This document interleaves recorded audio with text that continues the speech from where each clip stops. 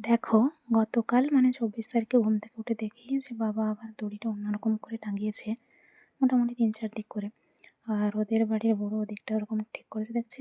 এদিকে মা চাল বাটছে। অনেকগুলো পেয়ারা বাবা পেড়ে এনেছিল। তো সেখান থেকে নিতে বলতে আমি ২ টো নিয়েছি। মা বাবাও ২ টো করেই নিয়েছে। যাই হোক, এদিকে বিকেলের দিকে মানে খাওয়া-দাওয়া শেষে আরকি, পেয়ারা খাওয়া শেষে বাবার সাথে চারপাশটা একটু ঘুরে ফিরে দেখছিলাম। আর অনেক গাছ কেটে দিয়েছে জানো তো। আমি বলছিলাম যে অন্য কোনো ফলের গাছ লাগিয়ে দেবে। নয়তো ভেতরে যা গাছ আছে যে হোক ডালা ভেঙে নেবে, নয়তো গাছই উপড়ে নিয়ে চলে যাবে। যাই হোক, চারপাশটা দেখছিলাম, নিজেরও ছবি তুলছিলাম, মন চাইলো তাই। এদিকে বর্ষায় রাস্তা পুরো একদম কাদা হড়কা হয়ে আছে। এখানে দেখলাম একটা বেলি ফুলের ছোট্ট গাছ বেরিয়েছে। যাই হোক, পুকুরের জলটা একটু একটু করে কমছে, ভালো লাগছে দেখতে। কারণ যেভাবে ডুবু হয়েছিল, চিন্তা হতো খুব আর কি। তারপর ইচ্ছে হলো বলে সাইকেলটার সাথে একটু ছবিও তুলছিলাম বাইক ধরে এসে। এবার ভাবলাম বাড়িতে ফিরে যাই।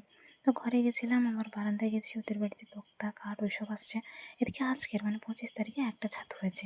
আমি ক্লাসে যাব কিন্তু রেডি হয়ে আগে সেগুলোই দেখছিলাম। যাকে ঘাটের কাছে দাঁড়িয়ে একটু ছবি তুললাম, তারপর ভাবলাম আবার ঝটপট যাই। এই গাছগুলো একটু বেশি বড়, তো সেজন্য দেখা যাচ্ছে, অন্যগুলো কম কম দেখা যাচ্ছে। যাই হোক, টুকটাক ভিডিও করেছি, ছবিও তুলেছি। আর এত সুন্দর হাওয়া হচ্ছিল। এই পুকুরটা প্রায় ডুবে গেছিলো জানো তো, মোটামুটি এখন দেখা যাচ্ছে। এদিকে আমাদের দুর্গা মন্দির, তারপর পেরিয়ে ক্লাসে চলে এসেছি।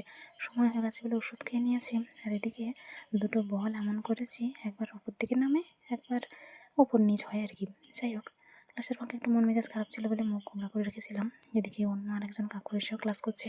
আমার পড়া হয়ে গেছে, সেজন্য আমি চাল ভাজা আর পোস্ত নিয়ে বাড়ির পথে যাচ্ছি। যেতে যেতে আবার একজনের সাথে কথাও বলছি। তো অনেকগুলো দিন পরে কথাটা হচ্ছে।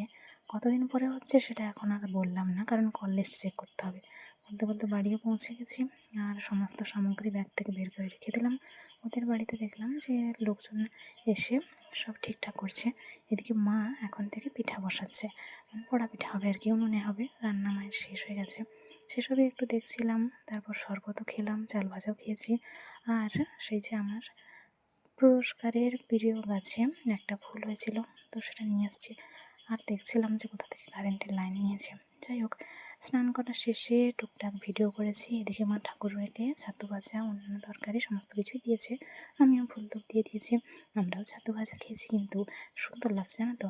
এদিকটা বাবা কেমন পরিষ্কার করেছে অন্য কোনো দিন দেখাবো। চলো টাটা।